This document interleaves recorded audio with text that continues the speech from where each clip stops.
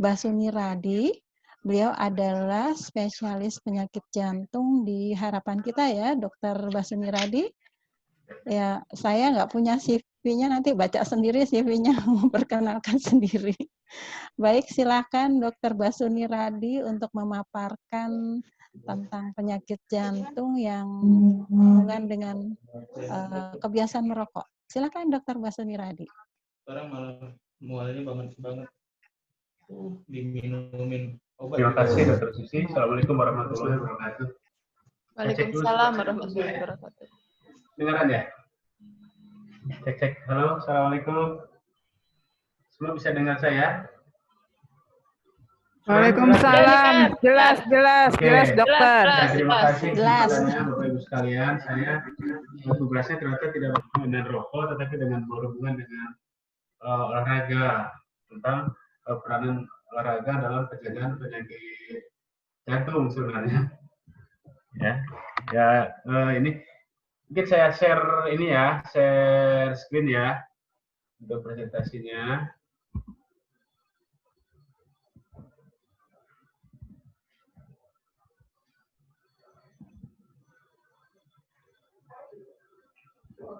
Ya, Bapak Ibu sekalian, ini judul dari presentasi saya sebenarnya tentang peranan olahraga dalam pencegahan penyakit jantung. Ya, saya Dr. Basuni Radi, saya bekerja di Rumah Sakit Jantung dan Pembuluh Darah Harapan kita. Khususnya saya dalam bidang prevensi dan rehabilitasi kardiovaskular. Jadi saya berhubungan dengan pencegahan dan juga berhubungan olahraga juga bagian dalam kegiatan kita prevensi. Mohon maaf, mungkin beberapa slide-nya agak campur antara untuk tenaga profesional kesehatan untuk awam ya, jadi mungkin saya akan terangkan saja nanti. Oke, Bapak Ibu sekalian, jadi kalau kita lihat bahwa mungkin sekalian juga menerangkan bahwa di mana sih dari penelitian yang ada atau data-data yang ada sekarang peranan olahraga ini, atau mungkin dari aktivitas fisik dalam peranannya dalam prevensi. Jadi mungkin saya akan jelaskan mengenai satu prevensi primordial. Ya. Jadi sebenarnya satu prevensi primordial ini adalah upaya yang dilakukan untuk individu yang satu belum ada faktor risiko untuk penyakit tertentu. Ya, belum ada faktor risiko untuk penyakit tertentu. Misalnya kalau kita penyakit jantung koroner, kita tahu faktor risikonya darah tinggi, diabetes, kolesterol, merokok, ya, obes, dan juga sedentary. Nah, ini belum ada nih, tapi barangkali dia dilahirkan dari keluarga atau punya family history, keluarganya, bapaknya, ibunya, atau yang satu level darah itu mempunyai risiko atau pernah berpenyakit kardiovaskular, tetapi yang bersangkutan sama sekali belum ada atau belum terlihat adanya risiko, ya, dia tidak hipertensi, dia tidak diabetes, dia tidak kolesterolnya tinggi. Nah, apakah olahraga atau exercise atau aktivitas fisik berperanan? Jawabannya iya, ya. Jadi sejak di situ, jadi kalau kita lihat pedoman atau rekomendasi exercise teratur atau olahraga juga dia berperanan di dalam pencegahan supaya orang tidak mempunyai faktor risiko untuk penyakit kardiovaskular. Tadi disampaikan bahwa kalau dia tidak hipertensi, mereka yang aktivitas fisiknya lebih tinggi, risiko untuk hipertensinya lebih rendah. Ya.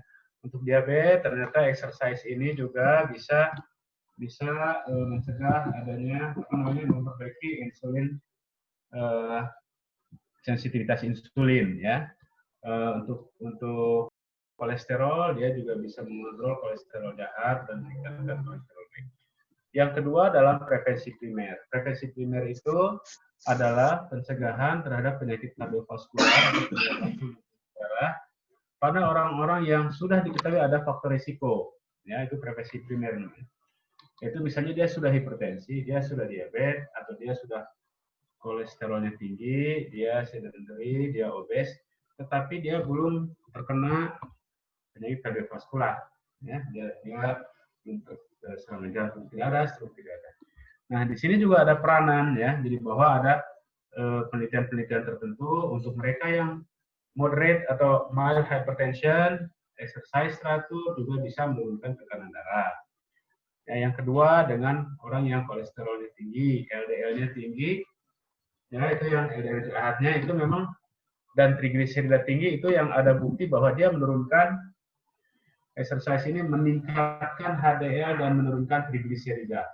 Tetapi untuk LDL itu efeknya kecil, ya. Dengan hipertensi juga begitu. Mereka yang prehipertensi yang menjalani program exercise teratur, dia lebih kecil resikonya untuk menjadi hipertensi. Ya, dan banyak lagi. Ya, jadi untuk prevensi primer banyak penelitian-penelitiannya yang sudah ada.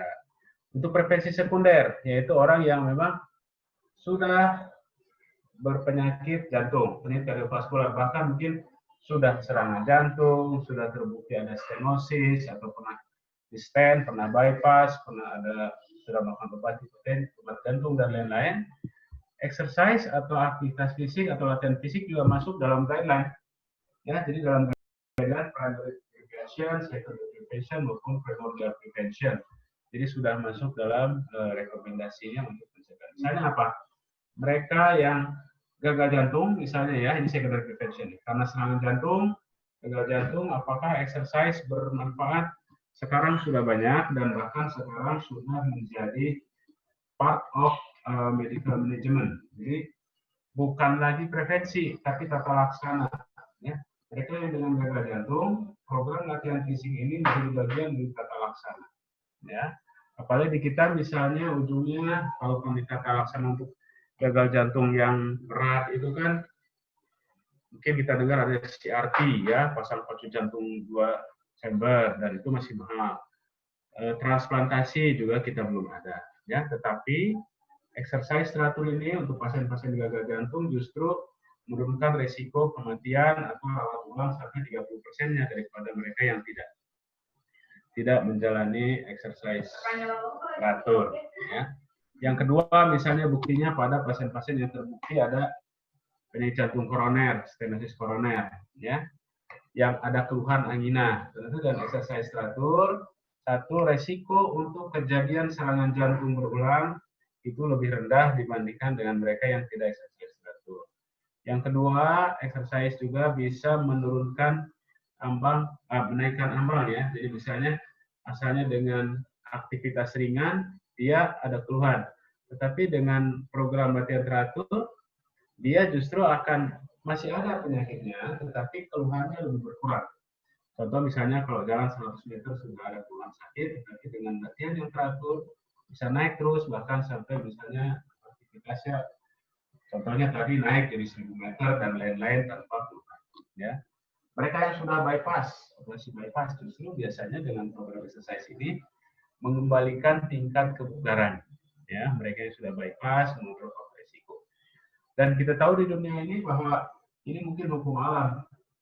Mereka yang lebih fit secara kardiovaskular dia hidup lebih lama. Ya. Mereka yang lebih rendah tingkat kebugarannya maka resiko serangan jantung, infark, meninggal dan lain-lain lebih tinggi.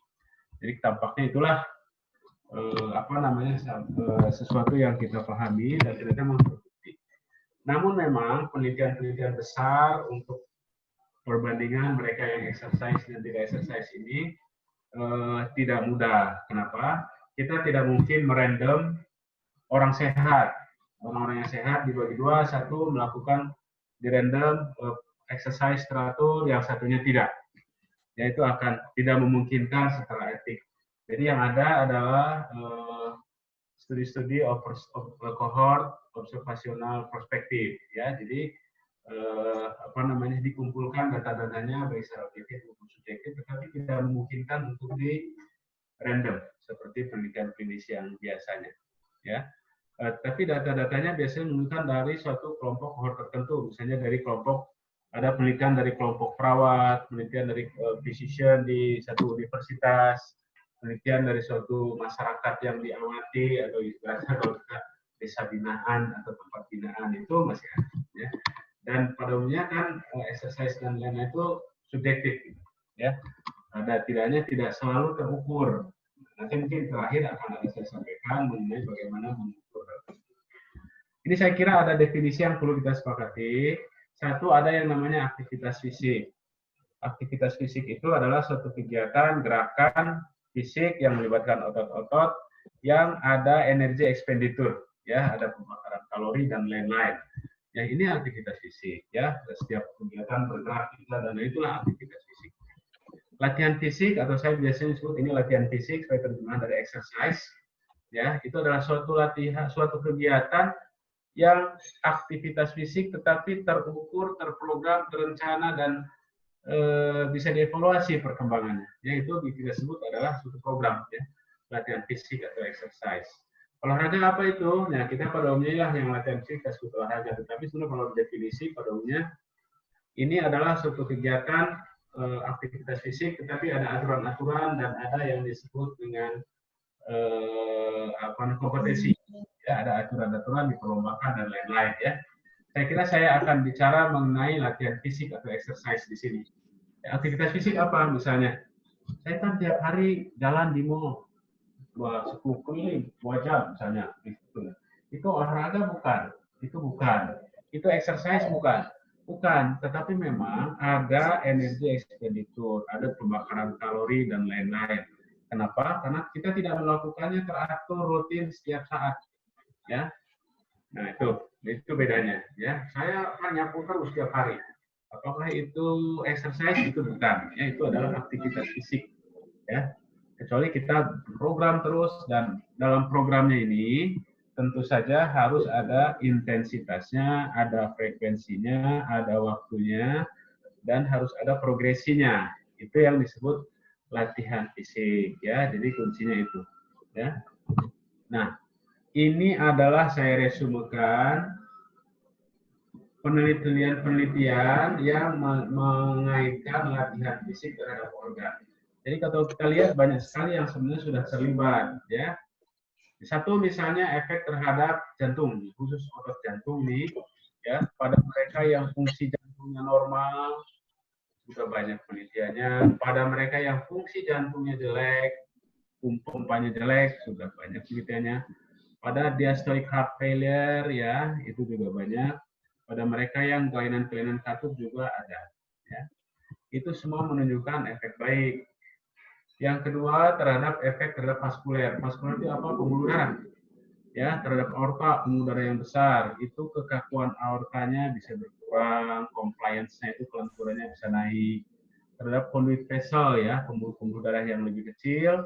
Ini yang paling sering dilihat dalam jangka pendek, sebenarnya itu perubahan fungsi dari pembuluh darah, yang mana di dalam pembuluh darah itu ada lapisan sel yang menyelimuti seluruh pembuluh darah, satu lapis sel saja yang namanya endotel. Nanti mungkin dilihat bahwa ternyata itulah yang berperanan memberikan gelombang baik terhadap badan, sehingga badan bereaksi terhadap exercise ini, memberikan manfaat jangka panjang, ya. Terhadap capillary bed sudah ada, ya, jadi kapiler-kapiler kecil itu bisa meningkat pembuluh darahnya. Itulah kenapa exercise yang teratur dengan intensitas tertentu ini dipercaya bahwa dia bisa menumbuhkan, dalam tanda kutip, menumbuhkan pembuluh darah. Ya, istilahnya di dalam dunia kedokteran adalah ya, jadi tumbuh-tumbuh pembuluh darahnya tumbuh-tumbuh lagi, kolateralnya tumbuh. Ibarat ada jalan besarnya terblok, dia terbentuk jalan-jalan tikus mengelilingi itu sehingga tetap sampai ke tujuan. Itu juga yang timbul sebenarnya pada saat, misalnya kenapa orang yang penyakit jantung koroner mampet total, tetapi kok aktivitas masih bisa. Rupanya dengan keluhan nyeri dada dan terpacu dengan aktivitas fisik, tumbuhlah kolateral, sehingga aliran darah tidak melalui jalur yang utama, tetapi dia masuk dalam tanda kutip pembuluh darah yang terbaru. Ya. Terhadap pembuluh darah paru, arteri pulmoner, ya, juga banyak penelitiannya, termasuk salah satu penelitiannya juga banyak sih teman-teman melakukan. Jadi fungsi endotelnya meningkat tentu saja, ya, sama dengan pembuluh darah kecil tadi. Tekanan arteri pulmonernya juga turun, ya, sehingga itulah kenapa pasien-pasien gagal jantung, tekanan pulmoner tinggi, dengan exercise ini kok napasnya jadi lebih baik, lebih plong dan lain-lain, ya. Nah, terhadap otot tentu saja banyak, ya, terhadap otot-otot rangka, ya. Justru terhadap otot rangka inilah yang menyebabkan kenapa exercise ini latihan fisik ini meningkatkan kebugaran. Jadi targetnya adalah satu, meningkatkan kebugaran. Kedua, targetnya mengontrol faktor risiko. Itulah kenapa jangka panjang dia menurunkan risiko kematian dan risiko serangan jantung, ya. Tapi untuk kebugaran yang berperan adalah di otot-otot rangka, di pembuluh-pembuluh darah kecil, ya. Jadi ada capillary bed-nya lebih naik, sehingga oksigen yang dari paru-paru masuk ke dalam pembuluh darah dan disampaikan ke otot rangka di ujung-ujung sana bisa sampai lebih banyak. Kemudian di dalam otot rangkanya itu terbentuklah enzim-enzim oksidatif yang lebih tinggi sehingga bisa dicerna oksigennya itu diambil oleh mitokondria dan kemudian oksigen yang ditangkap oleh otot untuk dipakai untuk aktivitas lebih tinggi. Sehingga kita bisa lihat bahwa kebugaran otot-ototnya tentu saja lebih baik, ya. Dan juga ototnya jadi menebal, lebih tebal, lebih besar, lebih kuat, ya. Kemudian di dalam fungsi paru, ya, kapasitas parunya lebih meningkat dan lain-lain juga. Ini sudah banyak. Hemoriologi ini penting juga ternyata. Jadi ini adalah fungsi pengentalan darah, fungsi kelancaran darah, ya. Jadi viskositas darahnya menurun, artinya bisa kita sebut lebih encer lah dalam tanda kutip, lebih lancar alirannya. Kedua, coagulability-nya lebih turun, artinya apa? Tidak gampang menggumpal, tidak gampang mampet, ya. Yang ketiga tentu saja tadi peranan darah ini kan salah satunya hemoglobinnya meningkat untuk mengikat, membawa oksigen ke organ-organ penting. Nah ini penting. Inilah kenapa mungkin salah satunya tidak mudah serangan jantung mampet gitu. Ya, karena apa tadi? Viskositasnya turun, kemudahan menggumpalnya juga turun, dan oksigennya bisa lebih banyak terbawa. Ini yang mungkin berhubungan dengan patofisiologi, kenapa serangan jantung dan lain-lain, stroke dan lain lebih rendah. Nah, ada lagi satu yang penting terhadap neurohumoral dan efek otonom. Jadi ini persarapan otomatis di badan kita, saraf-saraf otomatisnya itu jadi bagus, jadi seimbang, ya. Parasimpatik tone-nya turun. Nah, parasimpatik tone-nya ini biasanya kan yang menyebabkan kita tensi tiba-tiba naik, denyut jantung tiba-tiba naik. Dengan exercise yang rutin ini nggak gampang naik, seimbang. Nah, ini yang ternyata berhubungan dengan sudden cardiac death. Ya, yang tidak seimbang itu ketika gampang sekali terjadi gangguan irama dan meninggal mendadak. Nah, dengan exercise ini keseimbangan simpatetik dan parasimpatetik tone-nya itu jadi bagus, ya. Sehingga resiko meninggal mendadaknya katanya lebih rendah. Ini tadi yang saya sampaikan pada penyakit jantung, gagal jantung, ya.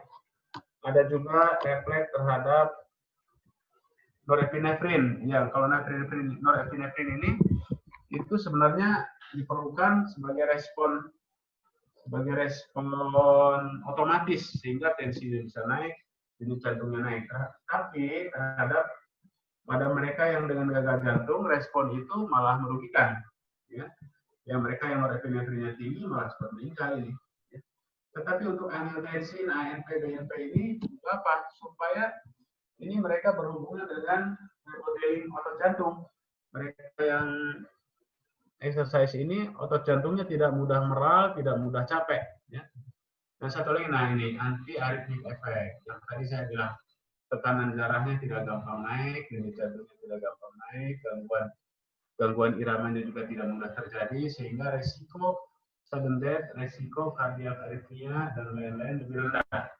Saya kira di sini ini banyak penelitiannya, tapi saya bilang tadi bahwa memang tidak mungkin seperti clinical trial yang randomized control atau kayak gitu, ya, tidak memungkinkan. Tetapi penelitian-penelitian pendek, cohort dan lain-lain observasional menunjukkan ini.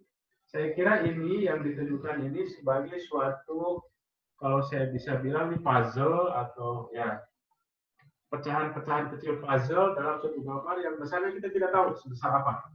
Inilah para ilmuwan, researcher dan lain yang sudah temukan. Ujungnya kemana, gambar besarnya, saya kira kita belum tahu persis, ya. Makanya kalau kita bisa lihat sini, bagaimana peranan exercise ini terhadap Satu, penurunan penyakit jantung koroner. Yang kita sudah tahu hanya, dia mengontrol homocysteine. Dia melalui pengontrolan diabetes. Dia melalui pengontrolan body mass index. Dia melalui pengontrolan kolesterol, ya, lipid, melalui pengontrolan tensi dan hemostatik faktor yang lain. Tapi ternyata 65% ini kita nggak tahu hubungannya lewat mana. Saya kira ini puzzle-puzzle yang kita belum susun ya. Kemananya ini adalah ladang penelitian. Kenapa exercise bisa menurunkan penyakit jantung koroner? 65% kita belum tahu hubungannya kemana. Yang sudah tahu ini 35% ini. Demikian juga bagaimana exercise ini berhubungan dengan kejadian kardiovaskular, yaitu heart attack, sudden stroke, heart attack, dan lain-lain. Ini kita hanya tahu berhubungan dengan pengontrolan homocysteine, diabetes, indeks, dan lain-lain. Tetapi yang 40% tidak tahu lewat mana ini jalurnya. Ya, saya kira itu puzzle yang kita masih lihat bolong-bolong gambarnya itu, ya, sekitar 40% kita tidak tahu bagaimana. Ya, saya kira ini masih ladang penelitian. Tetapi dengan diketemukannya 60% di sini dan 30% di sini pun, kita sudah confidence bahwa memang exercise bisa memberikan benefit yang baik untuk primordial prevention, primary prevention, maupun secondary prevention. Ini bukti-buktinya yang tadi saya sampaikan berhubungan ya. Apakah exercise berhubungan dengan kematian yang berhubungan dengan rokok? Ya, satu, bahwa dia harus menjadi bagian dalam comprehensive smoking cessation program. Ya, tetapi berhentinya merokok tentu saja nggak ada hubungannya karena exercise. Ya, kecuali exercise-nya berenang 24 jam dia nggak bisa merokok. Ya, jadi nggak ada hubungannya. Exercise tertentu menurunkan resiko rokok nggak, belum ada ya. Ya, kecuali mungkin berenang 24 jam, exercise-nya ya nggak merokok. Ya. Tentang terhadap kolesterol, ya, ada efek walaupun sedikit untuk penurunan kolesterol total maupun LDL. Tetapi yang sudah signifikan adalah memang terhadap peningkatan kolesterol HDL. Kolesterol HDL ini adalah kolesterol baik. Ya, terhadap hipertensi kita tahu exercise teratur menurunkan tensi, menurunkan juga diastolik, terhadap obesitas juga ada efeknya. Nah, ini mungkin yang tadi saya bilang hubungan tidak langsungnya. Buktinya apa? Ini dia buktinya bahwa exercise ini saya sampaikan dose dependent. Mereka yang exercise yang lebih banyak, contoh di sini nih, physical activity-nya sampai 3.000 sampai 3.500 kilokalori per week, itu lebih rendah risiko mortalitasnya dibandingkan dengan yang ya sedikit saja kurang lebih 500 kalori. Ya, contoh misalnya yang 3.000 kalori per minggu, sebenarnya kita rekomendasi untuk orang-orang seperti kita nih yang mulai adalah sekitar 1.500 kalori saja per minggu. Ya, 1.500 kalori per minggu. Kalau dihitung jadi berapa tuh ya? Kalau kita 3 hari, ya. Ini ya. Tapi kalau tinggi dia lebih besar efeknya. Tapi kalau terlalu tinggi malah naik lagi, ya. Jadi ini berhubungan dengan volumenya, ya. Jadi kalau ya saya olahraganya seminggu sekali jalan cuma 1 kilo ya masuk sini lah. Ya risikonya masih tinggi. Tapi mereka yang olahraganya sampai 1 harinya 500 kalori 6 kali seminggu ya tentu resikonya lebih rendah. Ini juga sama pada laki pada perempuan yang berhubungan dengan tingkat fitness levelnya. Jadi mereka yang lebih tinggi fitness levelnya maka mereka hidup lebih lama. Ya, sama saya kira ini begitu. Baik di laki-laki maupun di perempuan. Nah, bagaimana mendapatkan fitness level yang tinggi? 1 genetik, 2 usia yang makin tambah umur tambah turun, yang ketiga adalah exercise. Exercise program lah yang bisa meningkatkan tingkat kebugaran. Sama di sini juga. Tadi kan sekali sorot ya. Nah ini ada yang ini, yang aktif tapi fit, yang tidak aktif tapi fit, yang aktif tapi tidak fit. Nah ini juga sama ya. Yang aktif dan fit akan turun resikonya. Ya risiko ini relative risk mortality. Ya banyak penelitian yang menunjukkan. Jadi dose dependent. Apa sih yang terjadi ketika kita exercise latihan ya? Kita bisa lihat bahwa heart rate ya, denyut nadi akan naik. Terus sampai itu hal yang normal. Jadi ketika kita mengukur denyut nadi ketika exercise, ketika mulai makin berat exercise-nya, makin lama exercise-nya, maka kita bisa lihat bahwa kok denyut jantung saya naik. Ya, berarti itu normal sebenarnya. stroke volume ini adalah curah sekuncup. Otot jantungnya memompa lebih banyak sekali pompa. Tapi karena otot jantung ini volumenya terbatas, pada level tertentu nggak naik lagi. Tekanan darah gimana? Tekanan darah juga begitu. Ketika kita mulai exercise, makin lama exercise-nya atau makin berat exercise-nya, tekanan darah sistolik itu akan naik. Jadi jangan kaget setelah saat exercise, dimana setelah exercise diukur tensinya kok bisa sampai 180 misalnya, itu hal yang normal.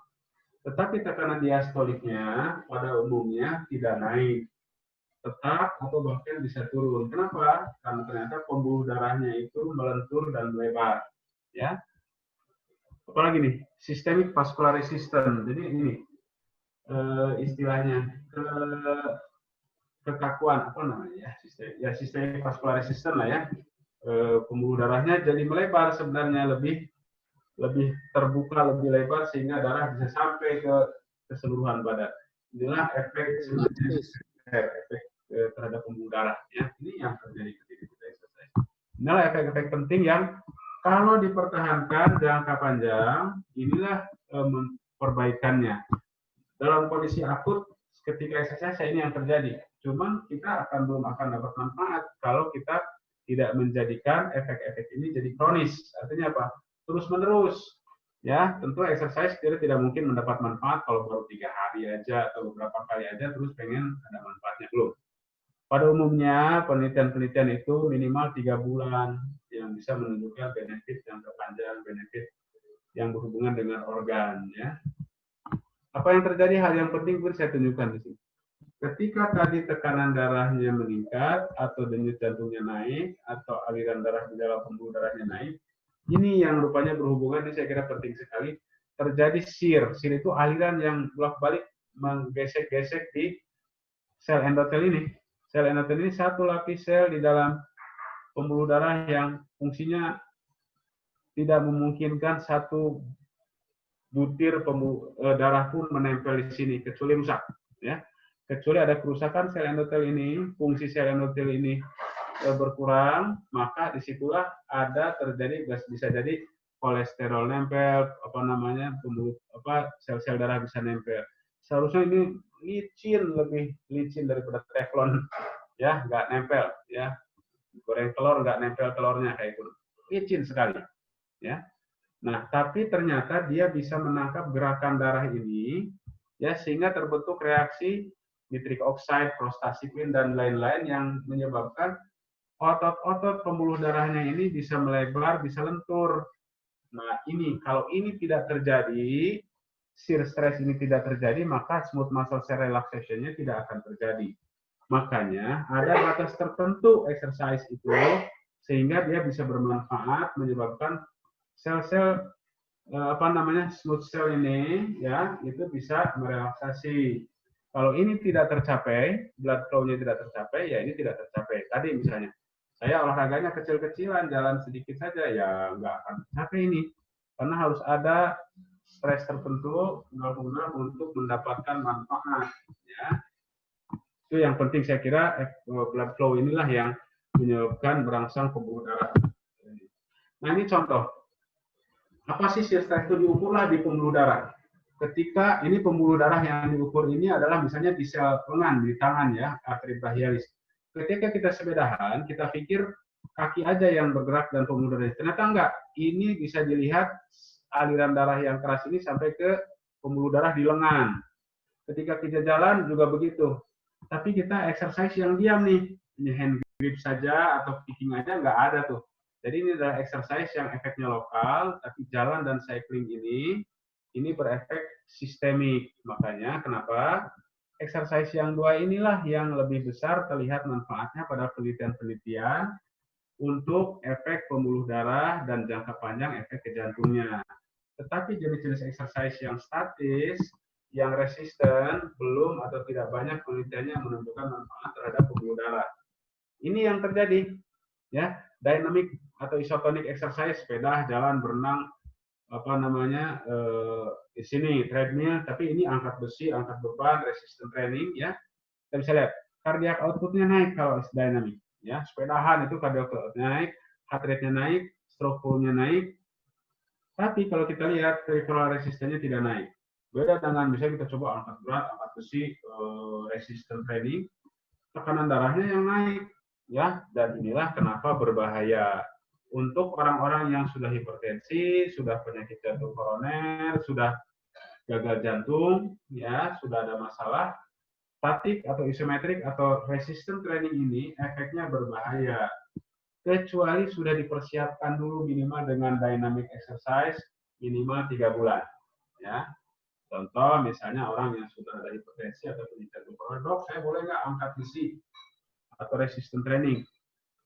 Apa biasanya latihan sebelumnya? Tidak ada, ya jangan mulai dulu. Mulailah dengan dynamic atau isotonik atau endurance training. Sepedahan dulu, jalan dulu, treadmill dulu, sudah biasa ke sini diperbolehkan dan itu dianggap aman setelah 3 bulan terbiasa dengan dynamic atau endurance training, ya. Tidak boleh tiba-tiba ke sini. Karena ini efeknya nggak bagus terhadap jantung loh ya dan pembuluh darah. Ya. Prinsipnya apa? Kalau latihan fisik kita harus ada ini nih yang penting. Satu, ada prinsip adaptasi. Makanya tadi untuk prinsip adaptasi ini satu artinya kronis, bukan hal-hal yang akut. Jangka panjang dulu baru ada manfaat adaptasi dari latihan fisik. Bagaimana adaptasinya? Ada threshold dan overload. Ada batas tertentu yang kita harus tahu dan batas itu harus terlewati, ya. Ada overload. Nah, ketika badan kita mengadaptasi terhadap beban yang ditetapkan itu, kemudian beban itu jadi biasa saja untuk kita. Jadi bukan threshold overload lagi. Sehingga kita harus meningkatkan bebannya, progressionnya untuk mendapatkan threshold yang baru. Ya, jadi dinaikkan terus. Jadi ketika exercise-nya setahun itu aja, dalam 500 meter, mungkin lama-lama hal tersebut tidak memberi manfaat. Ya. Tapi misalnya dinaikkan, baru akan ada manfaat adaptasi terhadap jantung dan pembuluh darah. Ya. Yang ketiga adalah specificity. Kalau kita ingin latihan kebugaran jantung dan paru, tentu harus pilih latihan yang untuk meningkatkan kebugaran jantung dan paru. Tapi kalau kita ingin latihannya menguatkan otot bicep atau nendangnya kuat, ya tentu harus latihan yang khas untuk itu. Jadi harus spesifik. Ya, ini yang penting. Ya. Saya kira ini saya sudah sampaikan supaya cepat saja. Ini efek terhadap otot jantung nih. Aerobic training atau endurance training menyebabkan otot jantungnya melebar, lebih kuat, tetapi ini fungsinya tetap normal. Mereka yang sedentary, kurang gerak, otot jantungnya tipis dan juga ruangannya kecil. Tapi mereka yang latihannya resistance training, tiba-tiba angkat berat atau apa ya dengan beban, otot jantungnya jadi tebal, tapi fungsinya terganggu. Hipertrofi, konsentrik, tapi fungsinya terganggu, ya, jadi sesak, capek, ototnya jadi berubah. Beda dengan yang aerobik, lebar dia, tetapi volumenya jadi besar dan lebih bagus. Ya. Ini penting juga nih terhadap pembuluh darah. Fungsi dan struktur, jadi perubahan fungsi dan struktur.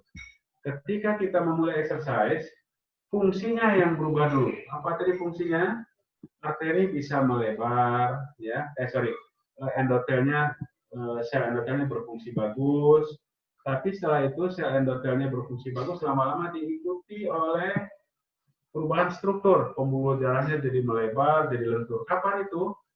Baru mulai setelah 4 minggu. Setelah 4 minggu sampai 8 minggu baru perubahan struktur pembuluh darahnya terjadi dan stabil. Tetapi yang rangsangan fungsi tadi sudah mulai turun lagi. Bagaimana kalau berhenti? Ketika berhenti, maka sama-sama terjadi fungsinya berkurang, fungsi pembuluh darahnya ini. Ya, kalau fungsi pembuluh darahnya dalam 2 minggu turun, tetapi nanti kembali lagi. Tapi perubahan strukturnya turun terus sampai minggu keempat dan kemudian ya kembali lagi seperti normal. Itulah kenapa kalau kita berhentinya lama, 4 minggu berhenti ya sama dengan mulai lagi. Ya, saya kira ini hal penting, jadi fungsi jantung, fungsi pembuluh darah untuk menyebabkan perubahan secara anatomis, ya. Nah sekarang ini penting mungkin tips and triknya.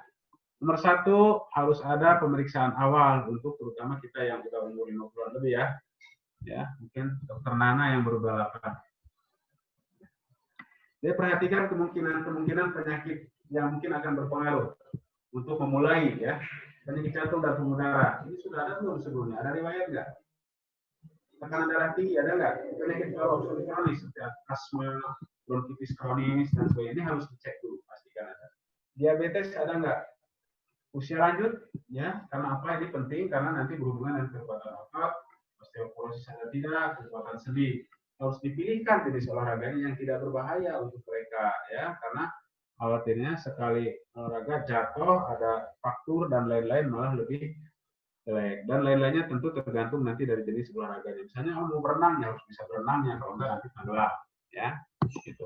Nah ini yang penting juga harus diperhatikan. Jadi temu dulu lah dokternya untuk periksa ini. Kalau tekanan darah terlalu tinggi, misalnya berapa 180, kita bayangkan mungkin jalan 2 kilo aja udah jadi 200 intensinya, terlalu tinggi. Diabetes, kalau gulanya tidak terkontrol, ada resiko ketosis, ya. Berapa sih? Biasanya kita istirahat dulu deh, banyak minum. Kalau gulanya di atas 300, ya, nggak boleh dulu. Ya. Oke, siapa yang harus periksa dulu? Satu, kalau mereka berusia di atas 40 tahun. Di negara-negara tertentu usianya lebih tua, tapi kita lihat ternyata dianggap 40 tahun sudah meningkat resikonya. Ada keluhan fisik, seperti apa? Nyeri dada, sesak napas, pusing, gangguan otot, dan lainnya yang berhubungan dengan aktivitas. Jalan dikit, sesak, jalan dikit, jadi ya Anda harus periksa dulu. Ada riwayat, jantung, paru, otot rangka, ya. Atau ada faktor resiko, saya sudah hipertensi, makan obat, nggak terkontrol, diabetes, kolesterol, merokok. Ini cek dulu, ya. Siapa lagi akan melakukan latihan fisik yang berat, ya, tiba-tiba misalnya apa ya, tiba-tiba orang yang harus melakukan latihan fisik atau aktivitas fisik berat, misalnya dipanggil kerja di offshore yang berat, nah itu juga harus diperiksa, ya. Ingin melakukan resistance training, ini juga harus diperiksa dulu, tidak bisa sembarangan karena berisiko, ya. Apa yang periksa? Nah ini tekanan darah, nadi, saturasi, periksaan fisik, ya, EKG, ya, dan foto ronsen mungkin jantung bengkak atau apa di sini. Periksaan tingkat kebugaran dan respon jantung dengan apa? Yang bukan tes treadmill, tes ergocycle, 6-minute walk test, Cooper test, atau tes apa tuh petugas kesehatan haji itu ada lagi. Ada lagi periksaan laboratorium yang sesuai ini. Saya kira itu ya. Nah, bagaimana cara mencatatnya? Halo? Ini, sekarang mohon dibantu dengan alat-alat, ada pedometer, ngecek langkah, dan ini semua ada di aplikasi, ya. Saya kira itu dari saya, mudah-mudahan bisa diskusi lagi nanti. Assalamualaikum warahmatullahi wabarakatuh. Ya. Waalaikumsalam warahmatullahi wabarakatuh. Sudah selesai? Ya, terima kasih Dr. Basuni Radi. Paparannya menarik sekali ya. Ternyata olahraga itu tidak main-main ya. Untuk usia di atas 40 tahun, kita wajib periksa dulu nih sebelum mulai olahraga. Yang tadinya nggak pernah olahraga tapi ya. Tapi kalau yang biasanya olahraga sih nggak apa-apa ya, Dr. Basuni Radi ya. Udah terbiasa gitu ya dok ya. Memang membutuhkan waktu yang panjang atau jangka panjang untuk memperoleh manfaatnya. Begitu ya dok ya. Ya, betul. Kemudian secara teratur tentunya. Jadi jangka panjang tapi sebulan sekali itu jangka panjang gitu ya, itu juga nggak boleh juga ya dok ya. Nah ini sekarang kita buka pertanyaan aja ya, diskusi aja ya dok. Banyak sekali pertanyaan-pertanyaan yang tertuju pada